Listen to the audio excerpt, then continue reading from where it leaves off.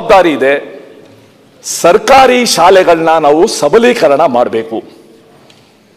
ಬಹಳ ಕಷ್ಟ ಸ್ಥಿತಿಲಿದ್ದೀವಿ ನಾವು. ಇವತ್ತೇನಾಗಿದೆ, ನನಗೆ ಇಲ್ಲಿ ಮಾತಾಡೋದಕ್ಕೆ ಒಂದು ದೊಡ್ಡ ಕಾರಣ ಇದೆ. ನಾನು ಇಲ್ಲಿ ನಿಂತ್ಕೊಂಡು ಮಾತಾಡ್ತಾ ಇರೋದಕ್ಕೆ ನನ್ನ ಮೇಲೆ ಸರ್ಕಾರಿ ಶಿಕ್ಷಣ ಇಲಾಖೆಯ ಋಣ ನನ್ನ ಮೇಲಿದೆ. Because my mother was a school teacher. My mother was a government school teacher for 37 years. It was because of her I am here. ಇವತ್ತೇನಾಗಿದೆ, ಅನ್ಫಾರ್ಚುನೇಟ್ಲಿ ನಾನು ಓದಿದ್ದು ಕೂಡ ಏಡೆಡ್ ಸ್ಕೂಲಲ್ಲಿ. I had a illustrious classmate, Prakash Padukone. ಅವರು ನನ್ನ classmate. Deepika Padukone ಅವರ ತಂದೆ first all England badminton champion. MES ಕಾಲೇಜಲ್ಲೂ ಕೂಡ ಒಟ್ಟಿಗೆ ಇದ್ವು. ಆದರೆ 80-90ನೇ ಇಸ್ವಿ ಆದಮೇಲೆ ನಮ್ಮ ಆಡಳಿತದ ಮನೋಧರ್ಮ ಸರ್ಕಾರಿ ಶಾಲೆಗಳ ಕಡೆ ಬದಲಾವಣೆ ಆಗ್ಬಿಟ್ಟಿದೆ. ನಾನು ಇಬ್ಬರು ಶಿಕ್ಷಣ ಸಚಿವರನ್ನ ತಪ್ಪಿಸ್ಕೋತೀನಿ. ಒಬ್ರು ಶ್ರೀ ಗೋವಿಂದೇಗೌಡ. ಇವತ್ತು ಅನೇಕ ಶಿಕ್ಷಕರು ಅವ್ರ ಫೋಟೋ ಮನೆಯಲ್ಲಿ ಇಟ್ಕೊಂಡಿದ್ದಾರೆ. ಆ ರೀತಿ ಒಬ್ಬ ಧೀಮಂತ ಶಿಕ್ಷಣ ಸಚಿವ. ಇನ್ನೊಬ್ರು ಹೆಸರು ಹೇಳಕ್ ಇಷ್ಟಪಡೋದಿಲ್ಲ. ಅವರೊಂದು ನೊಟೋರಿಯಸ್ ಸ್ಟೇಟ್ಮೆಂಟ್ ಮಾಡಿದ್ರು. ಬಿಗೆ ಎಜುಕೇಶನ್ ಮಿನಿಸ್ಟರ್, ಶಿಕ್ಷಣ ಕ್ಷೇತ್ರ ಒಂದು ಅನುತ್ಪಾದಕ ಕ್ಷೇತ್ರ, ನಾನ್ ಪ್ರೊಡಕ್ಟಿವ್ ಸೆಕ್ಟಾರ್ ಅಂತ ಒಂದು ಮಾತು ಹೇಳಿದ್ರು. ಅದು ಯಾವ ಬಾಯಲ್ಲಿ ಹೇಳಿದ್ರೋ ಗೊತ್ತಿಲ್ಲ. ಆದ್ರೆ ಅದನ್ನ ಇವತ್ತು ಆಡಳಿತ ಬಹಳ ಸಹ ತೊಗೊಂಡ್ಬಿಟ್ಟಿದೆ. It's a non productive sector, unlike irrigation, unlike industries. ಅವ್ರಿಗೆ ಗೊತ್ತಿಲ್ಲ ಇದಿಲ್ಲದೆ ಇದ್ರೆ ಯಾವ ಇಂಡಸ್ಟ್ರಿ ಯಾವ ಇದು ಕೂಡ ಉಪಯೋಗ ಆಗೋದಿಲ್ಲ ಅಂತ. ಇವತ್ತೇನಾಗ್ತಾ ಇದೆ, ಸರ್ಕಾರಿ ಶಾಲೆಗಳ ಬಗ್ಗೆ ಜನರ ವಿಶ್ವಾಸಾರ್ಹತೆ ಇವತ್ತು ಜಾಸ್ತಿ ಆಗಬೇಕಾಗಿದೆ. ವಿಶ್ವಾಸಾರ್ಹತೆ ಜಾಸ್ತಿ ಆಗದೆ ಇದ್ರೆ ಏನು, ನಮ್ಮೆಲ್ಲರ ಮುಂದೆನೂ ಕೂಡ ಉದಾಹರಣೆ ಇದೆ.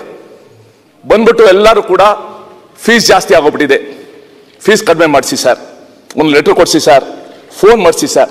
ನಾನು ಕೇಳ್ತೀನಿ, ನಮ್ದು ಒಳ್ಳೆ ಗೌರ್ಮೆಂಟ್ ಸ್ಕೂಲ್ಗಳಿಲ್ಲ, ಯಾಕೆ ಸೇರ್ಸಲ್ಲ ಅಂತ. ಬಟ್ ಅವ್ರ ಮನಸ್ಸಲ್ಲಿ ಬಂದ್ಬಿಟ್ಟಿದೆ, ಗೌರ್ಮೆಂಟ್ ಸ್ಕೂಲ್ಗೆ ಹೋದ್ರೆ ನಮ್ಮ ಮಕ್ಕಳು ಓದೋದಿಲ್ಲ, ಕಲಿಯೋದಿಲ್ಲ, ಗುಣಮಟ್ಟದ ಶಿಕ್ಷಣ ಸಿಗೋದಿಲ್ಲ. ನಾವು ಫ್ರೀ ಟೆಕ್ಸ್ಟ್ ಬುಕ್ಸ್ ಕೊಡ್ತೀವಿ, ಫ್ರೀ ಯೂನಿಫಾರ್ಮ್ ಕೊಡ್ತೀವಿ, ಮಧ್ಯಾಹ್ನದ ಊಟ ಕೊಡ್ತೀವಿ, ಎಲ್ಲ ಕೊಡ್ತೀವಿ. ಅಂಡ್ ಸರ್ಕಾರಿ ಶಿಕ್ಷಣ ವ್ಯವಸ್ಥೆಯಲ್ಲಿರುವ teachers they are very well trained.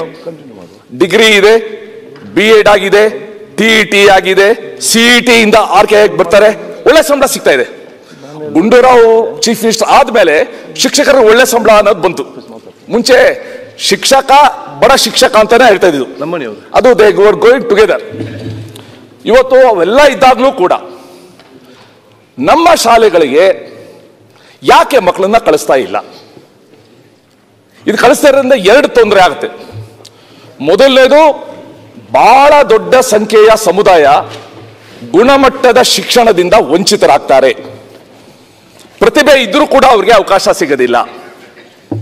ಎರಡನೇದು, ಸಾಲಗಾರರಾಗ್ತಾರೆ. ನಂದೊಂದು ಅಂದಾಜಿದೆ, ಅವರ ಆದಾಯದ 20% ಹಣವನ್ನ ಮಕ್ಕಳ ಶಿಕ್ಷಣಕ್ಕೆ ಅವರು ಕೊಡ್ತಾ ಇದ್ದಾರೆ. ಏನೋ ಒಂದು ಆಸೆ ಅವ್ರಿಗೆ, ಪಾಪ ಕಾನ್ವೆಂಟ್ ಅನ್ನೋಕ್ಕೂ ಬರಲ್ಲ, ಕಾರ್ಮೆಂಟ್ ಅಂತಾರೆ. ಕಾರ್ಮೆಂಟ್ ಕಳಿಸ್ಬೇಕು, ಬಣ್ಣ ಬಣ್ಣದ ಯೂನಿಫಾರ್ಮ್ ಹಾಕಬೇಕು, ಆ ಬಸ್ಸಲ್ಲಿ ಕಳಿಸ್ಬೇಕು, ಕಳಿಸ್ತಾರೆ. ಹಾಸಿಗೆ ಇದ್ದಷ್ಟು ಕಳ್ಸಬೇಕು ಅಂದ್ರೆ ಗಾದೆ ಅವ್ರ ಕೈಲಿ ಆಗ್ತಾ ಇಲ್ಲ.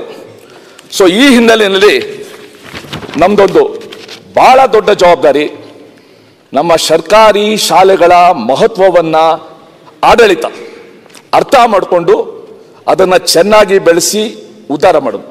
ಇಲ್ಲಿ ನಮ್ಮ ಗೋಪಾಲಯ್ಯವರು ಶಾಸಕರಿದ್ದಾರೆ. ಅವ್ರ ಕ್ಷೇತ್ರದಲ್ಲಿ ಒಂದು ಅದ್ಭುತವಾದ ಒಂದು ಶಾಲೆ ಮಾಡಿದ್ದಾರೆ, ಕರ್ನಾಟಕ ಪಬ್ಲಿಕ್ ಸ್ಕೂಲ್. ಹೇಳ್ತಿದ್ರು ಸರ್, ಬಹಳ ಒಂದು ಒಳ್ಳೆ ಶಾಲೆ. ಆ ಥರ ಬೇರೆ ಬೇರೆ ಕಡೆ ಪ್ರಯತ್ನ ಆಗ್ತಾ ಇದೆ. ಬೆಂಗಳೂರಿನಲ್ಲಿ ಒಂದು ಕಣ್ವಾ ಡಯಾಗ್ನೋಸ್ಟಿಕ್ಸ್ ಅಂತ ಇದೆ, ಡಾಕ್ಟರ್ HM ವೆಂಕಟಪ್ಪ ಅಂತ, ನಮ್ಮ ಏರಿಯಾದಲ್ಲೇ ಇರೋದು. ಈಗ ನಾನು ಎಜುಕೇಶನ್ ಮಿನಿಸ್ಟರ್ ಆಗಿದ್ದಾಗ ಒಂದು ದಿವಸ ನಮ್ಮ ಮನೆಗೆ ಬಂದು ನಮ್ಮ ಊರಿಗೆ ಹೋಗೋಣ ಬರ್ತೀರಾ ಅಂದರು. ಹೋಗೋಣ ಸರ್ ಅಂದೆ. ಹೋಗಿ ಅವ್ರ ಮನೆ ಕರ್ಕೊಂಡೋಗಿ ಎದುರುಗಡೆ ಬಿದೋಗಿದೆ ಸ್ಕೂಲು. ಸರ್ ನಾ ಇಲ್ಲೇ ಓದಿದ್ದು ಅಂದರು. ಇನ್ನೊಂದು ಸ್ಕೂಲ್ ಕರ್ಕೊಂಡು ಹೋದ್ರು, ಇದೇ ನನ್ನ ಹೈಸ್ಕೂಲ್ ಅಂದರು. ಸರ್ ಒಂದು ಸಹಾಯ ಮಾಡ್ತೀರಾ ಅಂದರು. ಏನು ಸರ್ ಅಂದೆ. ನಾನೊಂದು ಸ್ಕೂಲ್ ಕಟ್ಟಿಸ್ಕೊಡ್ತೀನಿ, ಅವಕಾಶ ಕೊಡ್ತೀರಾ ಅಂದರು. ಸರ್ ಎಷ್ಟು ಖರ್ಚು ಮಾಡ್ಬೋದು ನೀವು? ಒಂದು 6 ಕೋಟಿ